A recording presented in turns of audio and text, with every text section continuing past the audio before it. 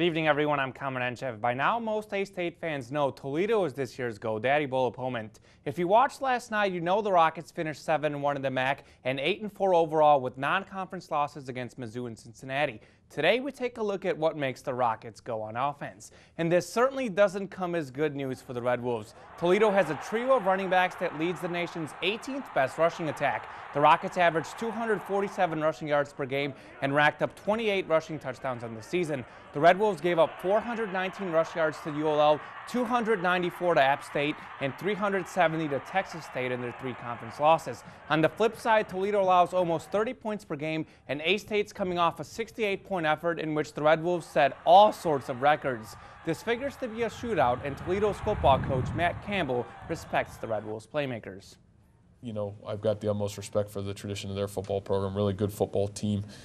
Got some very explosive players. Just took a look a little bit at their 2 deep, and certainly some of the all-conference guys that they had in their conference, and certainly some of those guys show up. So we know it'll be a great challenge. We expect it and look forward to the challenge.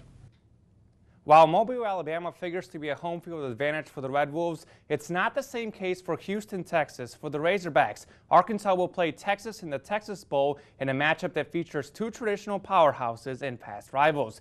Don't let the records deceive you. Both Arkansas and Texas finished 6-6 this year, but Razorback fans know the stat that Arkansas became the first team in college football history to play every conference game against a team that was ranked in the top 20 at the time. But Texas and Batesville native Charlie Strong had a schedule that was just as tough, losing to now number 5 Baylor, number 6 TCU, number 11 Kansas State, number 14 UCLA, as well as respectable losses to Oklahoma and BYU. There's no denying that fans of the past and present will have their eyes on this big-time matchup.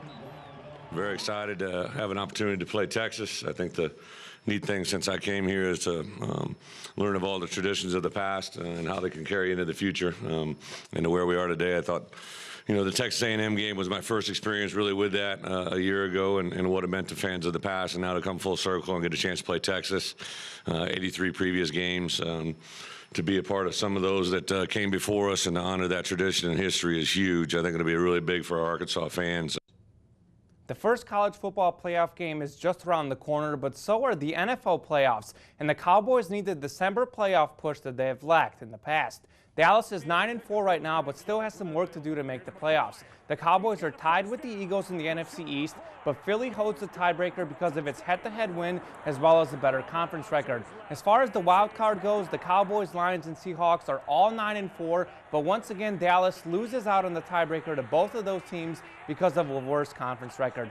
So if the playoffs started today, the Cowboys would find themselves on their couches watching instead of on the field playing. But Dallas controls its own destiny. This Sunday, the Cowboys play the Eagles. So if Dallas wins this one in the final 2 games, the Cowboys will win the NFC East. Let's take a look at the remaining schedules. The Cowboys play in Philadelphia, host the Colts, and finish the season in Washington, while the Eagles host the Cowboys, then play in Washington, and finish on the road against the Giants.